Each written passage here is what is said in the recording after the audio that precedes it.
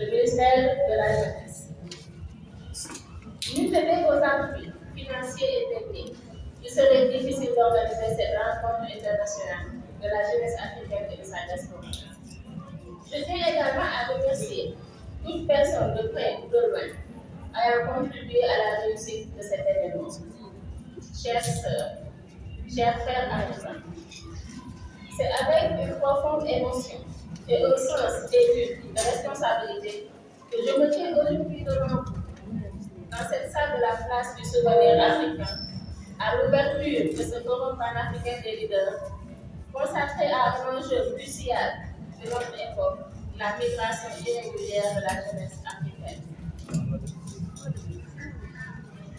Nous nous réunissons ici, à Dakar, du carrefour d'histoire, de culture et d'espoir, non seulement pour analyser les causes profondes de ce phénomène, mais aussi pour proposer des solutions audacieuses, durables et solidaires. Ces solutions doivent répondre aux aspirations légitimes des milliers de jeunes Africains et Africaines à une vie libre, prospère et sûre dans leur pays d'origine. Un constat alarmant. Les chiffres sont édifiants. Chaque année, des milliers de jeunes quittent leur foyer, leur famille et leur communauté, souvent au péril de leur vie, en quête d'un avenir meilleur. Certains trouvent refuge dans les pays d'accueil, mais trop nombreux sont ceux qui disparaissent en chemin, victimes des dangers de la traversée ou des réseaux de trafic. Ces drames qui endeuillent notre continent ne sont pas seulement une tragédie humaine, ils sont aussi le symptôme d'un déséquilibre profond dans nos sociétés. Pauvreté, manque d'opportunités économiques, faiblesse de système éducatif et professionnel, instabilité politique et conflits armés. Ces facteurs combinés alimentent un sentiment de désespoir qui pousse nos jeunes à chercher ailleurs ce qu'ils devraient avoir chez eux. Un appel à l'action. Face à cette situation, l'heure n'est plus au discours, mais à l'action. Ensemble, nous devons relever plusieurs défis majeurs. Renforcer notre économie, créer des opportunités d'emploi attractives pour la jeunesse, investir dans l'éducation et la formation professionnelle, afin de doter nos jeunes de compétences nécessaires pour prospérer dans un monde en constante mutation. Promouvoir la bonne gouvernance et la stabilité politique. Chères sœurs, chers frères, l'Afrique est une terre de promesses et d'opportunités. Nous devons renouer avec la foi en notre propre potentiel. Nos jeunes ne sont pas un fardeau à porter, mais la ressource la plus précieuse de notre continent. Il est de notre devoir collectif de leur offrir les conditions nécessaires pour qu'ils puissent réaliser leurs rêves chez eux. En ce sens, ce forum est un appel à l'unicité et à la responsabilité partagée. Que les idées et les solutions qui émergent de nos discussions marquent un tournant dans notre lutte contre la migration irrégulière. Je conclurai par ces mots. Ensemble, unis dans notre diversité, nous pouvons construire une Afrique où chaque jeune pourrait croire à son avenir. Une Afrique où la migration serait un choix libre et non une nécessité désespérée. Je vous remercie pour votre engagement et votre détermination. Madame Mamkhali, chère femme leader panafricaine, chers jeunes leaders panafricains. Bonjour et bienvenue dans votre terre d'Afrique, le Sénégal. C'est avec une grande fierté que je vous retrouve après 6 ans lors de la deuxième édition tenue à Dakar, dont le thème était l'employabilité de la jeunesse africaine. Vous m'aviez fait l'honneur d'être votre marraine et vous m'avez d'autant plus fait honneur lorsque vous aviez choisi notre secrétaire général, M. Ousmane Tanor Dieng. Je ne cesserai de vous remercier pour cela. Aujourd'hui, j'avais encore choisi comme marraine du mouvement panafricain des jeunes leaders. Je suis heureuse de vous accueillir dans cette terre sénégalaise, cette terre de la terre Amina. Le mouvement panafricain qui réunit tous les leaders venus des 48 coins de l'Afrique, de notre continent, des jeunes dévoués, engagés et tournés vers l'avenir de notre continent, Afrique en Afrique. Je voudrais exprimer ma gratitude envers les organisateurs de ce forum et envers vous tous et vous toutes présents ici aujourd'hui pour votre engagement et votre détermination à aborder un sujet d'une importance cruciale et d'actualité pour l'Afrique et pour l'avenir de notre jeunesse sénégalaise et ceux de l'Afrique entière. Le thème de ce forum, la migration ou l'émigration irrégulière des jeunes Africains, résonne dans nos cœurs et dans nos esprits. Chaque jour, nous voyons nos enfants, nos frères, nos sœurs, nos cousins, différentes populations braver le froid, prendre des pirogues clandestinement pour aller dans d'autres pays à la recherche de la réussite sociale, laissant des enfants ou les emportant parfois. Quel désastre! Des images bouleversantes, des périples dangereux, des vies perdues en mer et dans le désert, et des drames familiaux nous rappellent l'urgence d'agir. Ces jeunes, pleins de rêves et d'espoir, fuient souvent des conditions qu'ils jugent insoutenables. Le chômage, l'exclusion, la pauvreté, les conflits ou encore le manque de perspective. Mais que disent ces départs massifs et ces chemins de souffrance sur l'état de notre nation et sur notre en tant que jeunes leaders africains? L'immigration irrégulière n'est pas seulement une fuite individuelle, elle est le symptôme d'un mal collectif et profond. Elle reflète un échec à offrir à nos jeunes désespérés, à des femmes et même des fois à des mères de famille en quête d'un minimum de vie sociale décente, les opportunités qu'ils méritent chez eux, sur leur propre terre. C'est pourquoi nous devons comprendre que la solution de ce phénomène ne réside pas uniquement dans la sécurisation des frontières ou dans des mesures dissuasives et exige une transformation profonde de nos sociétés, de nos économies et de notre gouvernance. En tant que marraine de ce mouvement, je veux vous exhorter, chers leaders, à adopter une approche holistique et proactive. Je crois fermement que l'Afrique regorge de talents, de ressources et de potentialités qui ne demandent qu'à être déployées au profit de nos populations. Voici quelques pistes de réflexion que je souhaite partager avec vous. Investir dans la formation professionnelle. Nos jeunes ont besoin d'acquérir des compétences adaptées aux réalités du moment et du marché. Les initiatives favoriser l'innovation, l'entrepreneuriat et les technologies devraient être au cœur de nos stratégies. Stimuler l'emploi et l'entrepreneuriat local. La création d'opportunités économiques sur le continent essentiel. Les jeunes doivent avoir foi en leur avenir ici, dans le bon pays, et percevoir l'Afrique comme une terre d'opportunités et non comme un piège à fuir. Renforcer la gouvernance et la lutte contre la corruption. Une gouvernance inclusive et transparente est une condition préalable à toute transformation.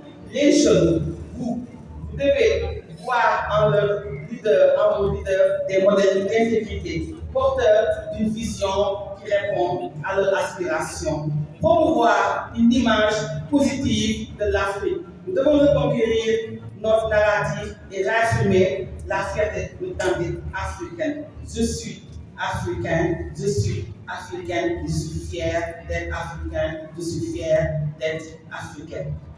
Cela se passe. Vous permettez de respirer, c'est bien. Cela se passe par la mise en avant de nos succès, de nos cultures et de nos valeurs communes. Encourager des partenariats intra-africains. La jeunesse africaine, vous devez être au cœur de la mise en œuvre de l'accord de la zone de libre-échange continentale africaine. Une Afrique unie et économiquement intégrée offrira des possibilités de croissance plus inclusives. Distingués participants, notre tâche est immense, mais elle n'est pas insurmontable. L'énergie, le dynamisme et l'innovation de notre jeunesse sont nos atouts les plus précieux. Si nous réussissons à transformer nos systèmes, valoriser et retenir ce potentiel, nous serons à la hauteur de la frontière d'Afrique forte, autonome et prospère. Nos pays ont besoin de souveraineté alimentaire. Il est temps de mettre en œuvre des projets structurants dans le domaine de l'agriculture, accompagner les jeunes dans ce domaine et en faire un levier de croissance. J'ai presque fini. Alors, favoriser le financement des jeunes par la mise en place des PME et des PMI. L'initiative est la création d'un compagnie qui suit d'encadrer et responsabiliser nos jeunes. L'État est certes responsable du destin du peuple, mais dans ce contexte actuel, tout ne peut pas être laissé à l'État. Nous devons réfléchir à des raccourcis pour donner plus d'espoir à nos jeunes. La réflexion reste ouverte.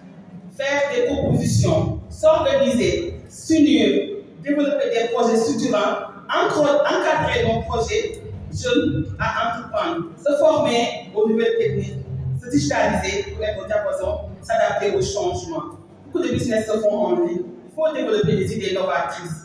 Ne désespérez pas, mes chers jeunes. L'avenir est devant vous. Il faut la saisir. Il faut saisir ces opportunités. Pour conclure, nous devons trouver des alternatives au phénomène migratoire. Refusons que nos jeunes se sacrifient et certaines perdent la vie en cours de route. Réaffirmons notre résolution à construire des ponts d'opportunités ici, sur notre continent, notre chère Afrique, et c'est bien possible. Depuis le Sénégal, je vous invite, vous, nous, les jeunes, vous, les jeunes femmes, les populations, nos autorités, à faire barrage à la migration régulière. Ceux qui souhaitent émigrer doivent emprunter les voies régulières et l'État doit faciliter cela par des accords de coopération pour favoriser une bonne insertion dans le pays d'accueil. La migration doit être davantage encadrée. Nous devons prôner le droit à une vie décente pour tout être humain. Vive la solidarité entre les peuples. L'Afrique doit montrer cette voie, donne l'exemple. Je vous remercie de votre attention. Merci. Excellence, Monsieur le ministre, Cheikh Diallo, parrain de cette 6e édition, Monsieur le Président des jeunes leaders de l'Afrique, c'est ça, Madame la marraine,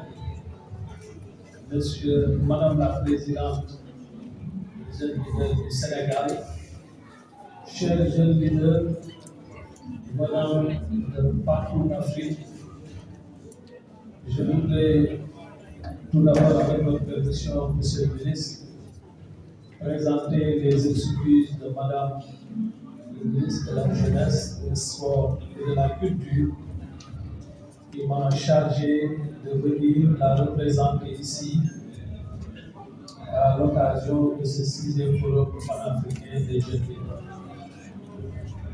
Je voudrais simplement rappeler que c'est une activité que j'ai suivie parce qu'elle est reçue très tôt la partie sénégalaise en la personne de Madame la Présidente et son équipe dans l'intimité de mon bureau il y a cela 2 mois, si je ne m'abuse. Pour vous dire que c'est une activité qui est prise au sérieux par le ministère de la Jeunesse.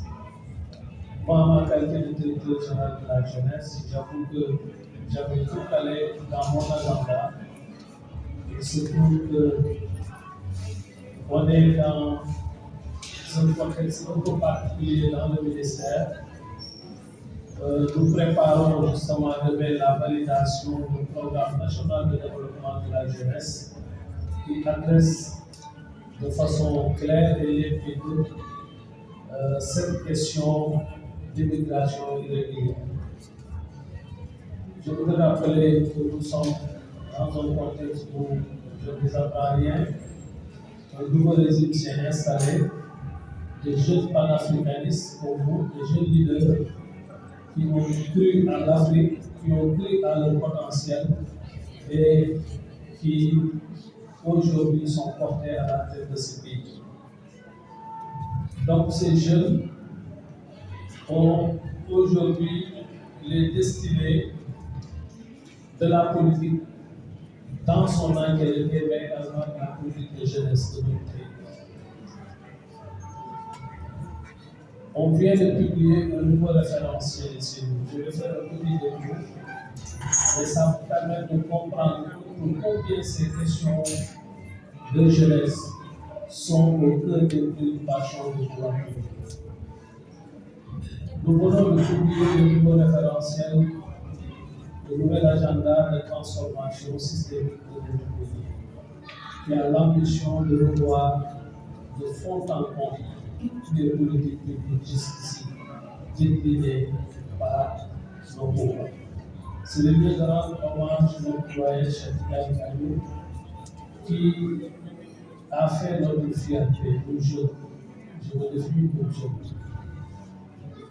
Lors de son passage brillant au ministère des Affaires étrangères, pendant de longues années, nous l'avons suivi.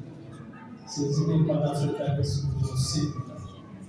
Il a été toujours quelqu'un qui a cru au panafricanisme, qui a cru au potentiel de l'Afrique. C'est pourquoi je suis très honoré d'être à ses côtés ce soir et remercier le mouvement des jeunes leaders panafricains de nous avoir l'opportunité d'échanger avec lui. Monsieur le Président de l'Afrique, Dr. Landry, je suis particulièrement heureux de voir les jeunes leaders sénégalais briller partout où ils se trouvent. Et je pense que ça a été toujours ainsi. Nous sommes certes pays de la Teranga, nous accueillons en tout cas tous les jeunes à bras ouverts.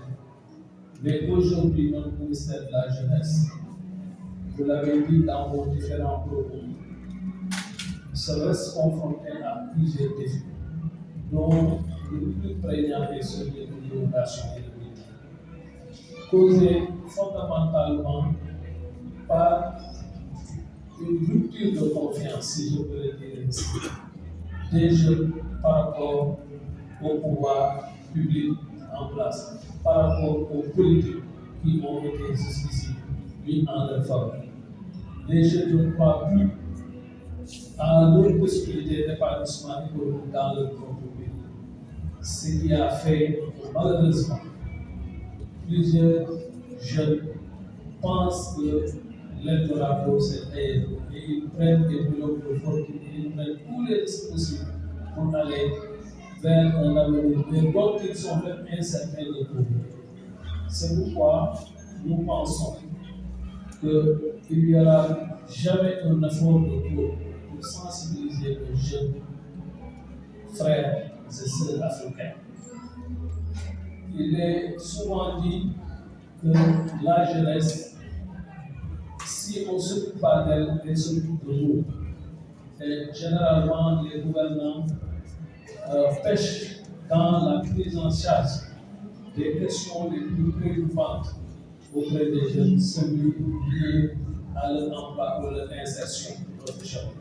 Ce n'est pas par manque de volonté, c'est parce que parfois nous adressons mal les questions liées à l'insertion des jeunes. Le capital humain, on l'a dit, et je pense que c'est bien de rappeler que dans nos politiques publiques, surtout celle qui est mise en œuvre actuellement, mise beaucoup sur le capital humain, sur le potentiel des jeunes. Je ne reviendrai pas sur la force de la jeunesse, sur la capacité de cette jeunesse à transformer son environnement immédiat, à transformer son monde.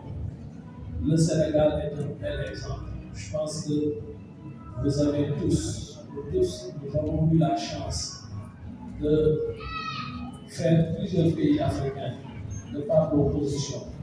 Mais à chaque fois, on dit, c'est quoi le secret du Sénégal? L'alternance qui vient de se réaliser, là de cela, au mois de mars dernier, a montré à la face du monde qu'il suffit de quoi pour y arriver. Je pense que c'est des jeunes qui ont cru qu'ils peuvent se lever et dire non et prendre leur destin en main et d'autres jeunes comme les nous suivre et le remporter au pouvoir. Et aujourd'hui, donc pour eux, aucun effort n'est le trop pour que cette jeunesse puisse trouver sa place dans ce pays, dans ce continent dans lequel nous pensons que vraiment, si nous faisons ciel tout le potentiel, parce qu'il est, je pense que M. le ministre va y revenir sans doute, l'Afrique a un potentiel inestimable, c'est sa jeunesse. Vous avez tous entendu parler des dividendes démographiques. Je pense que quand nous investissons sur cette jeunesse et investissons de façon réelle sur sa formation, sur sa santé, c'est sûr que nous pouvons inverser la tendance. Et par rapport également aussi à notre vision panafricaine. Dans la mesure où en décembre 2019, le dossier Diadio a fait ses déplacements en Britannique. On lui avait demandé publiquement s'il serait d'accord d'être le parrain. Et aujourd'hui, ça fait 5 ans. Je pense que ça mérite considérablement des applaudissements. J'aimerais également remercier la marraine Aïssatou Diagne. Elle ne nous a jamais laissé. On est à la 6e édition, mais à chaque fois, à tout moment, à tout instant, elle est avec nous, avec le cœur, avec les pensées, avec les réflexions, avec les idées. Je pense également que c'est quelque chose qui mérite beaucoup d'applaudissements. Nous remercions aussi M.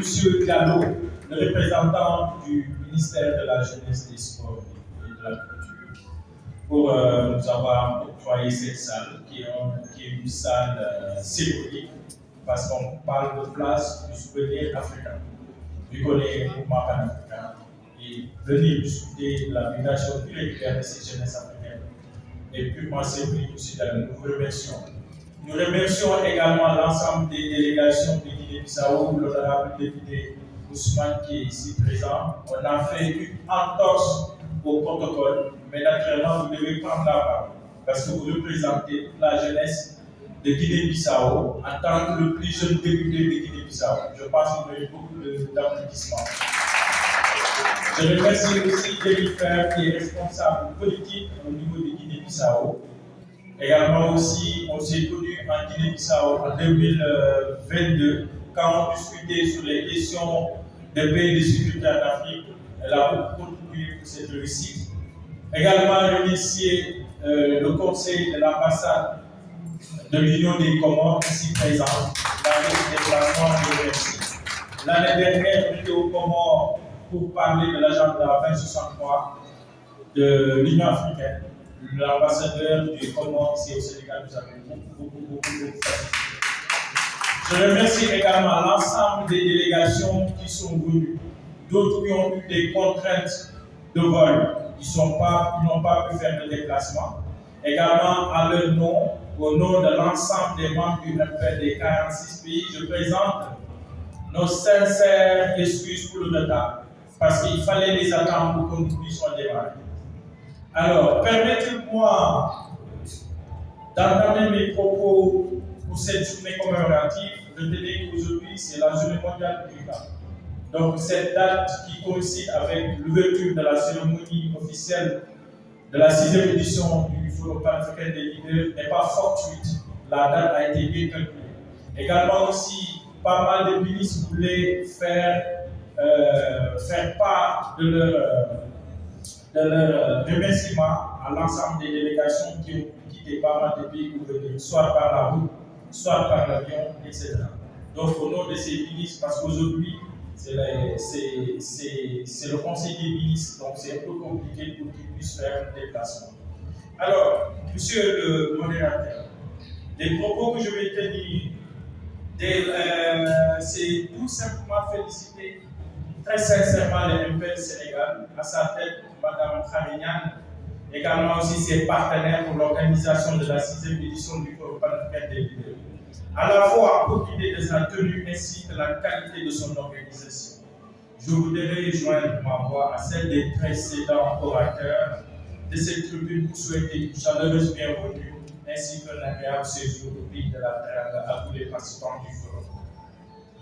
Je voudrais souligner que cette rencontre est une grande vitrine d'échange et de partage, un cadre qui permet aux jeunes d'écouter, d'exprimer, de donner et de recevoir.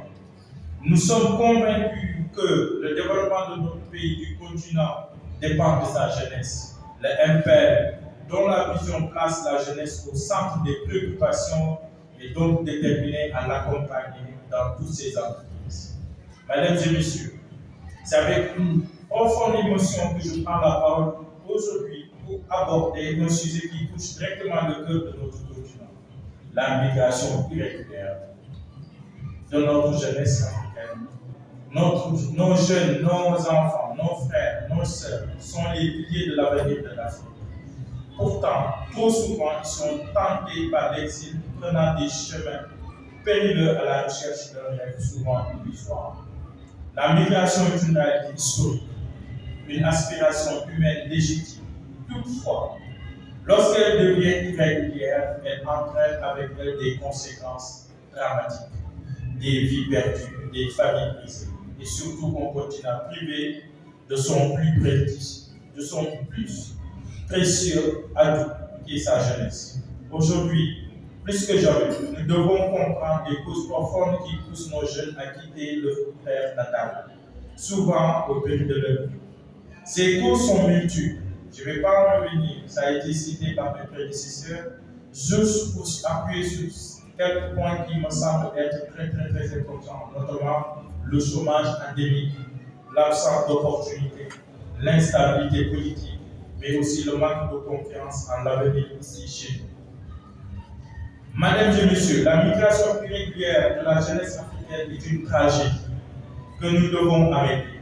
Pour y parvenir, il nous faut une vision claire, des actions concrètes et surtout une volonté commune. Nous devons offrir à nos jeunes les moyens de rester et de prospérer ici, chez nous, en Afrique. Je crois fermement à la jeunesse de notre continent. Je crois en sa résilience, à sa créativité, à sa capacité à transformer l'Afrique. Mais pour cela, elle a besoin de notre engagement et de notre soutien. Ensemble, nous pouvons créer les conditions d'un avenir meilleur pour notre jeunesse et pour notre continent. Mesdames et messieurs, en effet, selon les tendances actuelles, la population africaine pourra atteindre 2,8 milliards en 2050, avec plus de 2 tiers et en moins de 35 ans. Nous n'avons guère de choix que de tout mettre en œuvre pour répondre à nos besoins croissants en éducation, en santé, logement, infrastructure, j'en passe.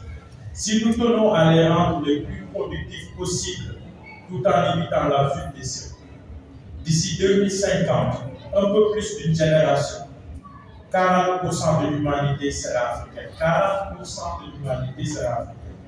L'Afrique deviendra le 109 du monde, le continent de notre siècle. Nous y arriverons car l'Afrique dispose de plus en plus de jeunes au leadership éclairé.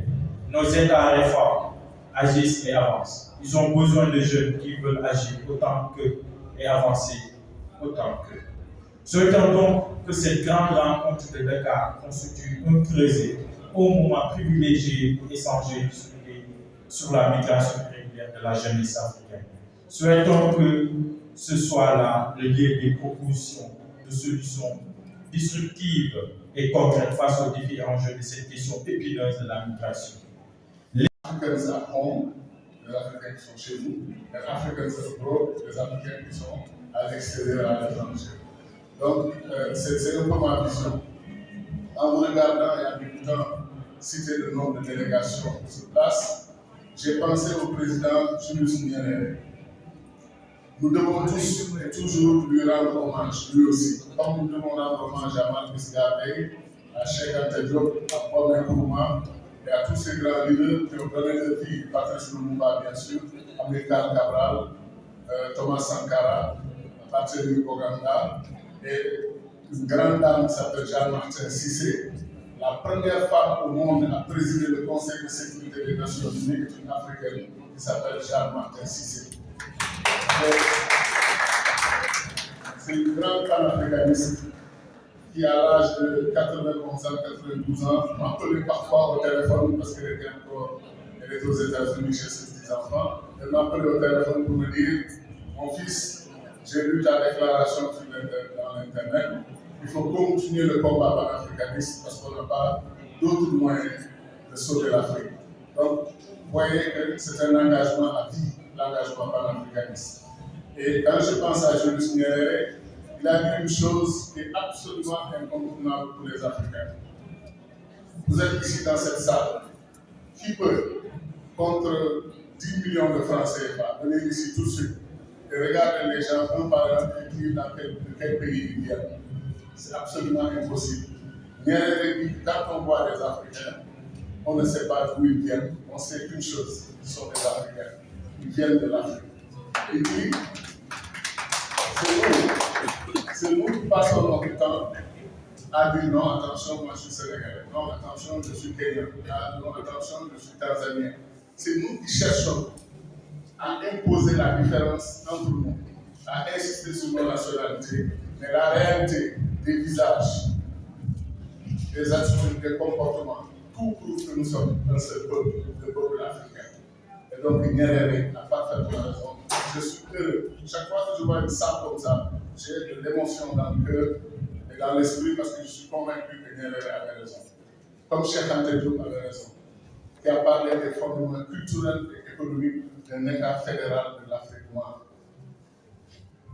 Ce qui me désole, c'est que tout ce que nous sommes en train de chercher, toutes ces solutions dont nous parlons, la migration, de tous les problèmes économiques, etc., les fils et les filles authentiques du continent africain ont apporté des solutions il y a 60 ans, il y a 65 ans, il y a 70 ans. C'est nous qui refusons d'adopter et d'appliquer les bonnes solutions qui sont devant nous parce que nous préférons et les solutions faciles et les solutions stériles et improductives qui ont fait de l'Afrique ce qu'elle est aujourd'hui. Nous sommes en retard, nous sommes en arrière, nous sommes dominés, nous sommes devancés par tout le monde, pas par la faute des autres, parce que c'est ça, ce discours-là, c'est fini.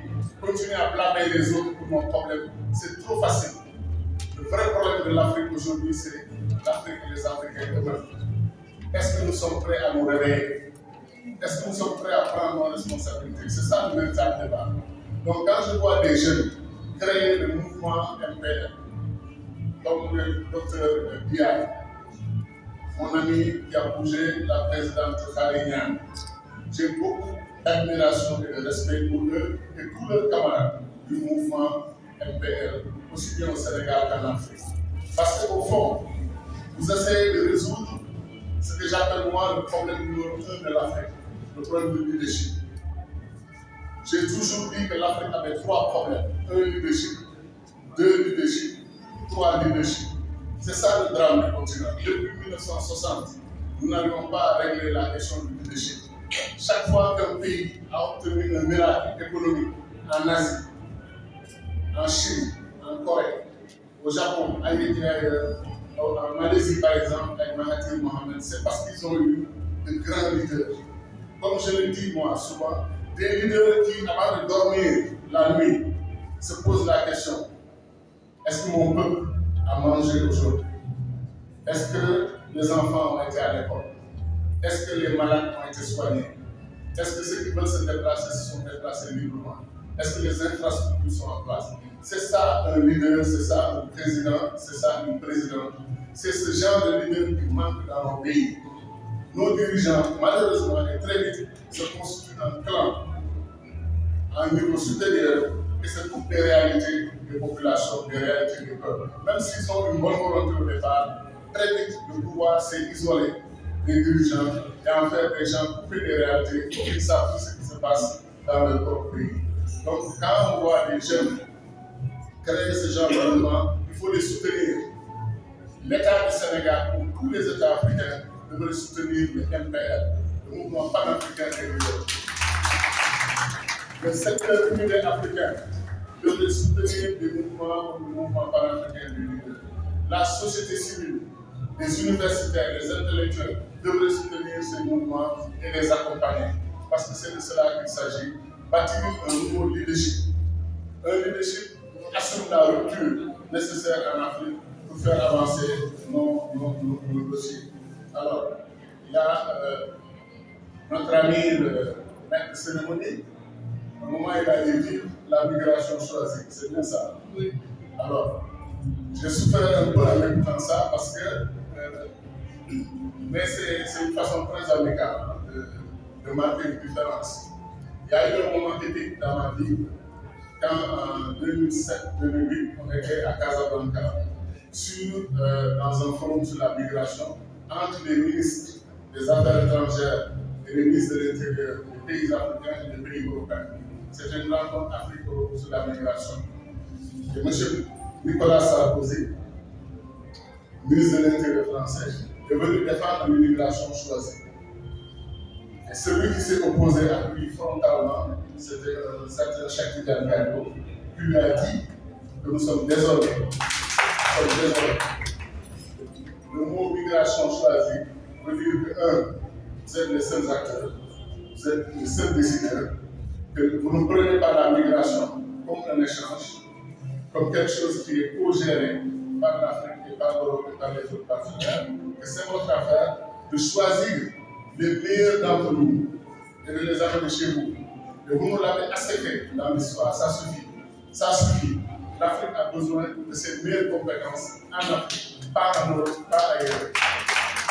Alors, les gens étaient d'accord, mais avant ça, ils devaient monter sur la scène pour me demander de ne pas répondre à ce qu'il m'a dit. Alors, il s'est même permis de me tutoyer. Et je me suis retourné et je l'ai foumoyé pour lui dire, monsieur, vous avez dit, si vous avez appris, vous avez critiqué le Sénégal d'avoir critiqué l'immigration choisie. Alors, moi, je vais vous répondre. Et non, ne le faites pas, moi, je suis venu du Sénégal, vous pouvez éviter ça à tous ces monsieur. Je vais vous répondre. Et j'ai répondu à ce monsieur. Alors, ce qui m'a désolé, c'est que les Africains qui étaient dans la salle, des ministres, des ambassadeurs, quand j'ai fini, je suis descendu, ils sont venus vers moi pour me féliciter, mais en se cachant de la délégation française. Ils ne voulaient pas que les Français me voient en train de me féliciter. Donc, c'est pour dire qu'on a du travail. On a beaucoup de travail. Et je suis très touché par le fait que vous avez aussi choisi la Journée internationale de la migration pour tenir cette rencontre.